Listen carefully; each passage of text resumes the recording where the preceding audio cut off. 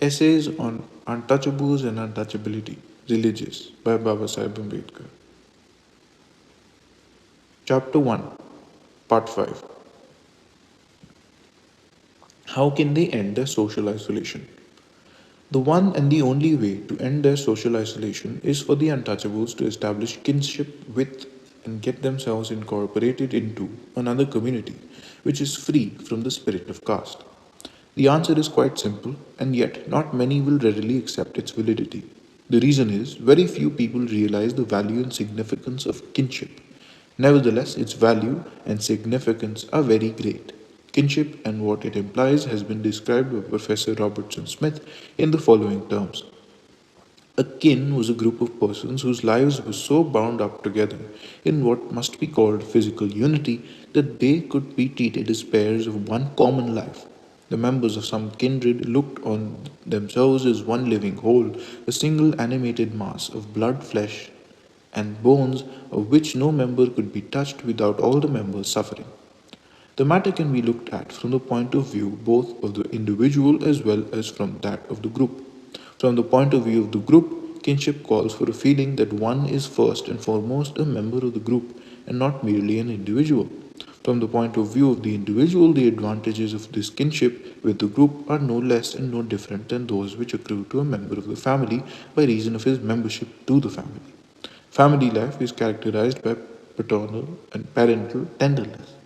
As pointed out by Professor McDougall, from this emotion, parental tenderness, and its impulse to cherish and protect, spring generosity, gratitude, love, pity, true benevolence, and altruistic conduct of every kind. In it, they have their main and absolutely essential root, without which they would not be. Community is distinguished from society is only an enlarged family. As such, it is characterized by all the virtues which are found in a family and which have been so well described by Professor McDougall. Inside the community, there is no discrimination among those who are recognized as kindred bound by kinship. The community recognizes that everyone within it is entitled to all the rights equally with others. As Professors Dewey and Tufts have pointed out, a state may allow a citizen of another country to own land, to sue in its courts, and will usually give him a certain amount of protection.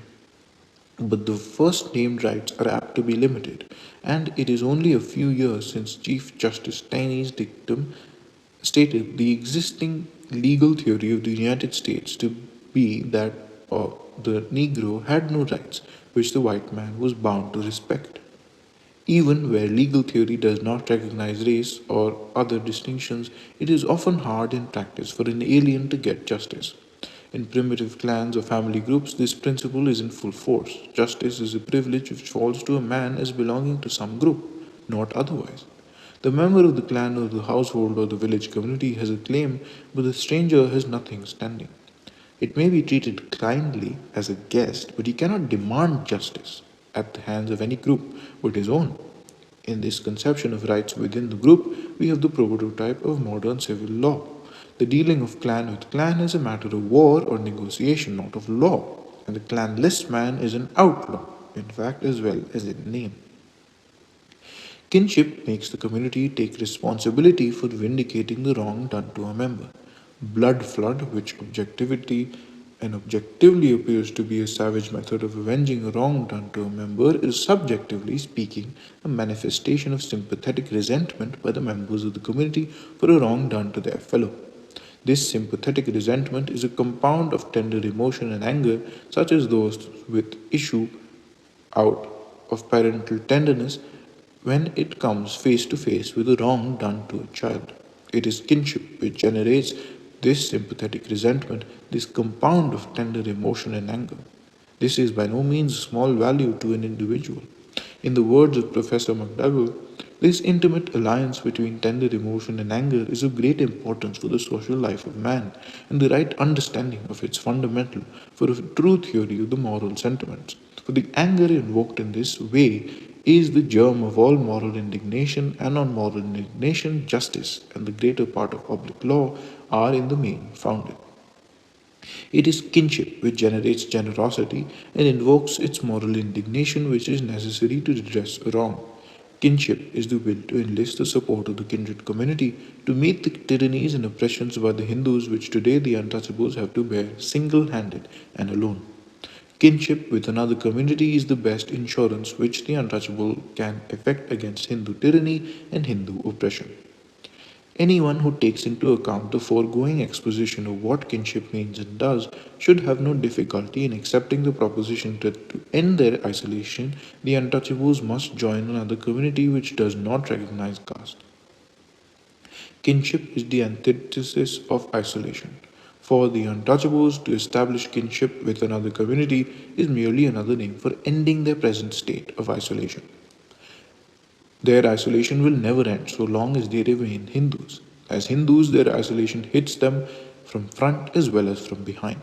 Notwithstanding their being Hindus, they are isolated from the Muslims and the Christians because as Hindus they are aliens to all, Hindus as well as non Hindus.